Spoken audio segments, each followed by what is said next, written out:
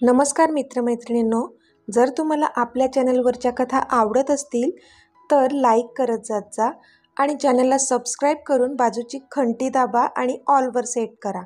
म्हणजे जेव्हा जेव्हा मी नवीन व्हिडिओ किंवा कोणतीही नवीन पोस्ट अपलोड करेन तेव्हा ती सगळ्यात आधी तुमच्यापर्यंत पोहोचेल. धन्यवाद. तर वळूया आपल्या कथेच्या पुढच्या भागाकडे. आज तब्बल 3 दिवस झाले होते तिला न पाहता, तिच्याशी न बोलता. म्हणून कधी एकदा तिला भेटतो असं झालेलं त्याला. आणि त्याची अस्वस्थता कमालीची वाढली होती तिच्या प्रतीक्षेत. इतका तो डेस्परेट झाला होता तिला पाहण्यासाठी. पण अजूनही ती दिसत नव्हतीच. तसा त्याचा चेहरा मलूल झाला. त्याला काहीच सुधरत नव्हतं. पण क्षणात त्याच्या चेहऱ्यावर एक खूप मोठी स्माईल आली. आजूबाजूला जसं काही सुमधुर संगीत वाजू लागले.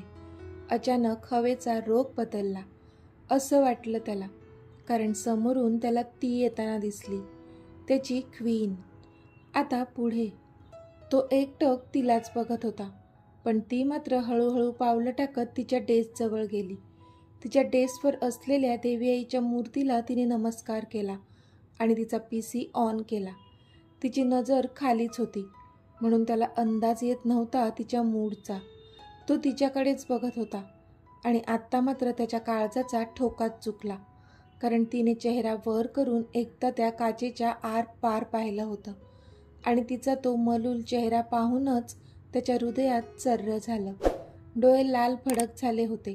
जणू रडून तिच्या डोळ्यांतले अश्रू सुकून गेले असावे आणि त्याचे निशाण तिथे सोडून गेले असावे. तिची ती अवस्था त्याच्याने पाहावली जात नव्हती. त्याने लगेचच नजर दुसरीकडे वळवली. मी खरंच जास्त हट केलं का तिला त्या दिवशी? तिला नेमकं कसलं दुःख झालं असेल? इतका माझ्या बोलण्याचा विचार केला असेल का तिने? पण मी तरी चुकीचं काही कुठे काय बोललो? जे खरं आहे तेच तर बोललो. मग इतकं दुःखी होण्याचं कारण काय आहे तिला? की मग दुसरंच कोणतं कारण असेल का? मानवशी भांडण वगैरे झालं असेल का? नाना तऱ्हेच्या विचारांनी आता त्याच्या डोक्यात थैमान घातलं होतं. कधीपासून तिला एकटा बघण्यासाठी तळमळणारा तो आत्ता मात्र तिची ही अवस्था पाहून अजूनच अस्वस्थ झाला होता. तिला एकदम जवळून बघायचं होतं, त्याला फील करायचं होतं, बोलायचं होतं तिच्याशी, तिचा आवाज ऐकायचा होता. आणि म्हणूनच तिला बोलावण्यासाठी त्याने इंटरकॉम उचललाच होता की त्याला तीच त्याच्या केबिनच्या दिशेने येताना दिसली. तसं त्याने तो इंटरकॉम तसाच बाजूला ठेवला. "मे कम इन सर?" तिने दारावर नॉक करून विचारलं. "येस कम इन," त्याचा आवाज आला. तिला बघायचं होतं त्याला, पण मुद्दाम तो लॅपटॉपमध्ये डोकं घालून बसला. तिने एकदाही त्याच्याकडे पाहिलं नव्हतं. जणू तिच्या लेखी त्याचं काहीच अस्तित्वच तिथे नव्हतं. इतकी हट झाली होती ती. खाली मान घालूनच बोलली मग ती, "सर, थोडं बोलायचं होतं." तशी त्याने लॅपटॉपमधून मान वर करून तिच्याकडे पाहिलं तर त्याला ती खाली मान घालून उभी असलेली दिसली. "आधी मला माझ्या प्रश्नांची उत्तरे द्या." त्याचा भारदस्त आवाज त्या केबिनमध्ये घुमला. तसं तिने नजर वर करून त्याच्याकडे पाहिलं. पाहावंच लागलं तिला. आणि बास, तिचा चेहरा त्याला जवळून दिसला, तो पण एकदम मलूल झालेला आणि पुन्हा त्याच्या छातीत धस्स झालं. "तुम्ही 2 दिवस सुट्टीवर होतात विदाऊट एनी इंटिमेशन. व्हाय?" त्याने विचारलं. "ते माझी तब्येत ठीक नव्हती म्हणून नाही येऊ शकले मी," ती बोलली. "तब्येत ठीक नव्हती म्हणून आली नव्हती काही ऑफिसला?" तो मनातच बोलला. "काय झालेलं?" त्याने काळजीने विचारलं. "नथिंग. आता बरी आहे मी," ती त्याच्याकडून नजर चुकवून बोलली. तशी रागाने त्याने हाताची मूठ घट्ट केली. "तुम्हाला ह्याचं इंटिमेशन द्यावंसं वाटलं नाही का HR डिपार्टमेंटला?" त्याने धारधार नजर तिच्यावर रोखून विचारलं. "सॉरी सर," ती खाली मान घालून बोलली. "सॉरी बोलण्याने माझ्या 2 दिवसांचा लॉस भरून निघणार आहे का?" त्याने पुन्हा चिडून विचारलं.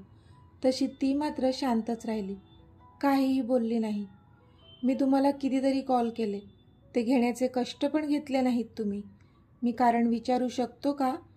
त्याने विचारलं.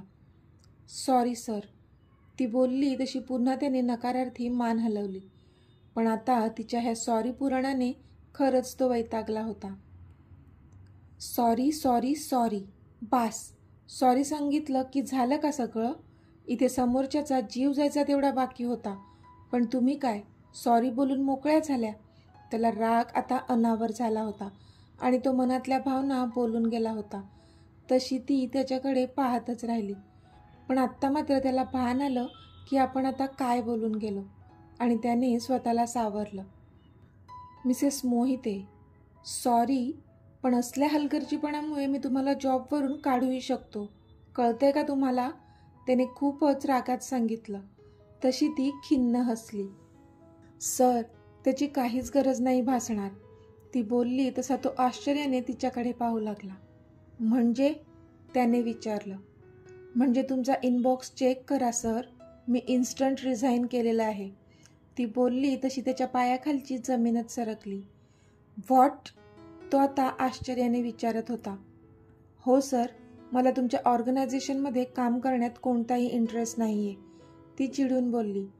मिसेस मोहिते, तुम्हाला कळतंय तरी का तुम्ही काय बोलताय? तो चिडून बोलला. त्याच्या इगोला जणू ठेचच पोहोचली होती की ती समोरून त्याचा जॉब सोडून द्यायला रेडी झाली होती. म्हणजे इथे काम करण्यासाठी मुलं मुली नुसत्या मरत होत्या, पण ही मात्र जॉब सोडायच्या गोष्टी करत होती. मला चांगलंच कळते मिस्टर राज्याध्यक्ष, माझा हा निर्णय फायनल आहे, ती ठामपणे त्याच्या डोळ्यात डोळे घालून बोलली. तुम्हाला कंपनीचा कॉन्ट्रॅक्ट लक्षात आहे ना? जर तुम्ही इन्स्टंट रिझाईन केलं तर तुम्हाला 6 महिन्यांची सॅलरी कंपनीला द्यावी लागेल. तो आता रिलॅक्समध्ये खुर्चीवर मागे रेलून बसला आणि बोलला. तो फुल शुअर होता की ती एवढी रक्कम भरू शकत नव्हतीच, म्हणून आता निर्धास्त होता तो. पण त्याच्या ह्या वाक्यावर मात्र भकास हसली ती. तुम्हाला काय वाटतंय? ह्याचा विचार मी केला नसेल का सर? ती सर ह्या शब्दावर जरा जास्तच जोर देत बोलली. तसा तो पुन्हा अस्वस्थ झाला. मी एकूण रकमेचा चेक HR डिपार्टमेंटमध्ये सबमिट केला आहे. ती बोलली तसा तो शॉक झाला, कारण त्याला वाटलं नव्हतं की ती एका हाती एवढी रक्कम जमा करू शकेन. पण झाल्या प्रकाराने जानू इतकी डिस्टर्ब झाली होती की तिला आता ह्या ऑफिसमध्ये यायचंच नव्हतं आणि त्याचं तोंड तर पाहायचंच नव्हतं. ज्याने माझ्या चारित्र्यावर संशय घेतला असेल तो माझं प्रेम कधीच होऊ शकत नाही, एवढं तिच्या मनात पक्क घर करून गेलं होतं. म्हणून तिने जीनू आणि प्रिन्सेससाठी जी पण सेविंग्स ठेवली होती ती सगळी काढली होती आणि इथे सबमिट केली होती. पण तो आपल्याबद्दल एवढा खालचा विचार का करतोय ह्याचं तिने कारण शोधून काढलं नव्हतं, जे की तो व्हिडिओ होता, ज्यामुळे अमितने मान्य केलं होतं की तिचं मानववर प्रेम आहे आणि ते दोघे सुखाने संसार करत आहेत आणि आत्ता आपण त्यांच्या संसारात लुडबुड केलेली योग्य नाही आहे, कारण तिचं सुख त्याला सगळ्यात जास्त महत्त्वाचं होतं. पण त्यामुळे स्वतःची मात्र त्याने माती करून घेतली होती. पण जानू होती की तिला ह्या व्हिडिओबद्दल अजिबातच कल्पना नव्हती, म्हणून ती अमितला दोष देत होती. गुड बाय मिस्टर राज्याध्यक्ष, आता माझा हा चेहरा मी तुम्हाला आयुष्यात कधीच दाखवणार नाही, ती खिन्नपणे बोलली आणि तिथून जाऊ लागली. पण इथे अमितच्या हृदयात मात्र आग लागली होती. ती खरंच पुन्हा आपल्याला सोडून जात आहे आणि आता ती आपल्याला पुन्हा कधीच दिसणार नाही, ह्या विचारानेच त्याचा जीव तिळ तिळ तुटत होता. त्याला काहीच सुचत नव्हतं. काय करू? तो आतून पूर्ण हलला होता. जान, थांब प्लीज. ती जातच होती की तिच्या कानांवर त्याचा आवाज पडला आणि ती जागीच थांबली. तिने एकदा त्याच्याकडे पाहिलं, कारण आज समोरून त्याने तिला जान म्हणून हाक मारली होती. प्लीज नको ना जाऊ. त्याचा ओला आवाज तिला तिच्या एकदम जवळ जाणवला. तसं तिने एकदा वर पाहिलं तर तो आता तिच्या एकदम जवळ उभा होता आणि त्याच्या डोळ्यात अश्रू होते. ते बघूनच तिच्या हृदयात चर्र झालं. सर प्लीज जाऊ द्या मला, ती बोलली, कारण तो आता तिचा रस्ता अडवून उभा होता. नो प्लीज मला माफ कर. I am sorry. मी त्या दिवशी तुला नको नको ते बोललो, जे मला बोलायला नको होतं. मी मनापासून माफी मागतो तुझी, पण प्लीज जॉब सोडून जाऊ नकोस, मला गरज आहे तुझी. तो खूपच आक्तिक होऊन बोलत होता. तशी ती त्याच्याकडे आश्चर्याने पाहू लागली, कारण तो बोलला होता मला गरज आहे तुझी. आय मीन कंपनीला गरज आहे तुझी. 4 दिवसांनी फॅशन शो आहे, ग्रँड प्रीमियर आहे. प्लीज थांब. तो आता मनातल्या भावना अडवत तिला त्या शोचा वास्ता देत होता. ओह, म्हणजे त्या शोसाठी चाललंय हे सगळं. मला वाटलं खरंच ह्यांना माझ्याबद्दल काही वाटत असेल, पण असो, फॉरगेट इट, ती मनातच बोलली आणि खिन्न हसत त्याच्या पुढे जाऊन उभी राहिली. तुम्हाला काळजी करण्याची काहीच गरज नाही आहे सर. तुम्हाला तुमचा शो महत्त्वाचा आहे माहीत आहे मला, आणि तो पूर्ण झाल्याशिवाय मी इथून जाणार नाही. तेवढं डेडिकेशन नक्कीच आहे माझं माझ्या कामाप्रती, पण त्याच्यानंतर मला इथे एक क्षणही थांबायचं नाही आहे. प्लीज माझं रेजिग्नेशन अप्रूव्ह करा आणि शेवटचं हे एक उपकार करा माझ्यावर. तुमची खूप मेहरबानी होईल, ती रागातच बोलली आणि ताडताड पावलं टाकत तिथून बाहेर निघून गेली. तो मात्र पूर्णपणे हतबल झाला होता. तसाच त्याच्या चेअरवर बसून पडला आणि डोळ्यातल्या अश्रूंना बाहेर पडू दिलं त्याने. भले तिरस्कार करत होता तिचा तो, पण रोज ती त्याच्या डोळ्यांसमोर असायची. एवढंच काय ते सुख आलं होतं इतक्या वर्षात त्याच्या नीरस आयुष्यात, पण आता तेही नसणार होतं. म्हणून स्वतःला खूपच हतबल फील करत होता तो. काहीच रस्ता दिसत नव्हता. तिला थांबवण्याचा प्रयत्न केला होता, पण ती थांबत नव्हती. आता त्याची नजर त्या काचेतून आरपार तिच्या डेस्कवर गेली, तर ती पण पूर्णपणे कोमेजून गेल्यासारखी वाटली त्याला. डोळ्यातले अश्रू एकाच हाताने पुसत ती तिचं काम करत होती. आता मात्र त्याला स्वतःचाच राग येऊ लागला. त्या दिवशी आपण का स्वतःच्या रागावर कंट्रोल नाही करू शकलो? का तिला काहीही बोललो? माझी तर जान आहे ना ती, तरी तिला का इतकं दुखावलं मी? विचार करून तो स्वतःलाच दोषी मानत होता. रागातच त्याने त्याच्या हाताची मूठ जोरात त्याच्या टेबलवर मारली. तशी त्या टेबलवरची काच खळकन फुटली आणि त्याचा हात पूर्ण रक्ताने माखला. पण त्या काचेच्या फुटण्याचा जसा आवाज झाला, लगेच रॉनी आत आला. तिथे बाहेर बसलेल्या जानूच्या काळजात पण धस्स झालं. ती पण जागची उठली आणि त्याच्या केबिनच्या दिशेने धावली. एव्हाना रॉनीने मेडिकल रूममध्ये फोन केला होता, पण त्याचा तो रक्ताने भरलेला हात पाहून जानूच्या डोळ्यात पाणी आलं आणि ती लगेच त्याच्या दिशेने धावली. त्याचं रक्त बघूनच तिच्या काळजाचं पाणी पाणी होत होतं. ती त्याला हात लावणार त्याआधीच त्याने एक हात दाखवून तिला थांबवलं. तिला वाईट वाटलं, पण ती अजिबात थांबली नाही. तिने तिच्या गळ्यात बांधलेला स्कार्फ काढला आणि त्याच्या हातावर बांधला. तेव्हा कुठे त्याच्या हातातून वाहणारं ते रक्त थांबलं. तो मात्र तिच्याकडे पाहतच राहिला. सध्याच्या घडीला त्याच्यापेक्षा तिच्याच डोळ्यात जास्त वेदना दिसत होत्या त्याला. थोड्या वेळाने डॉक्टर आले आणि त्यांनी त्याला ट्रीट केलं. Ronnie, I want to go home, तो बोलला. त्याला आता इथे अस्वस्थ वाटत होतं, म्हणून घरी जायचं होतं त्याला. Okay boss. रॉनीने त्याची ऑर्डर फॉलो करत गाडी काढली आणि तो त्याला घरी घेऊन गेला. इथे जानू मात्र त्याच्या जाणाऱ्या आकृतीकडे पाहतच राहिली होती. आता जेमतेम 4-5 दिवस बाकी होते तिचे ह्या ऑफिसमध्ये, म्हणून त्याला डोळे भरून बघायचं होतं तिला ह्या थोड्या दिवसात. पण तो आहे की ऑफिसमध्ये थांबलाच नव्हता, निघून गेला होता. म्हणून वाईट वाटत होतं तिला. मम्मा, आमची प्रॅक्टिस छान झाली आहे ना? आम्हाला प्राईज मिळेल ना? प्रिन्सेसने विचारलं. प्रिन्सेस, कधीही कोणतीही गोष्ट प्राईजसाठी नसते करायची बाळा. कोणतीही गोष्ट आपण मनापासून करायची असते, आपल्या आनंदासाठी. मग प्राईज मिळो अथवा न मिळो, आपण फक्त आणि फक्त आपलं 100% द्यायचं. आपण सातत्याने मेहनत केली तर जरी आपल्याला आज नाही मिळालं तरी कधी ना कधी आपल्याला प्राईज नक्कीच मिळेल. ओके? जानू तिला समजावत होती. ओके मम्मा, मी माझं 100% देईन, प्रिन्सेस हसून बोलली. पण मम्मा, तू बघच, प्राईज तर आम्हालाच मिळणार आहे, जिनू खूपच कॉन्फिडंटली बोलला. तसं जानूने डोक्याला हात मारला. बापावरच गेलाय. कॉन्फिडन्स नुसता कुठून कुठून भरलाय ह्याच्यात. जानू मीतचा चेहरा आठवत मनातच बोलली, पण लगेचच थोडी दुःखी झाली, कारण तिला आज ऑफिसमध्ये त्याच्या हाताला झालेली दुखापत आठवली आणि तिला कसं तरीच झालं. फोन करू का एकदा?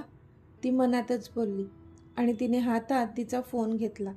पण खूप विचार करूनही त्याचा नंबर डायल करायची हिंमत होत नव्हती तिच्याच्याने, कारण तो आधीच चिडला होता तिच्यावर.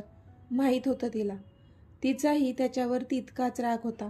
त्याच्या त्या शब्दांनी दुखावली होती ती, पण त्या रागापेक्षा जास्त प्रेम होतं तिचं त्याच्यावर. म्हणून त्याला दुखापत झालेली असताना तिला काळजी वाटत होती त्याची.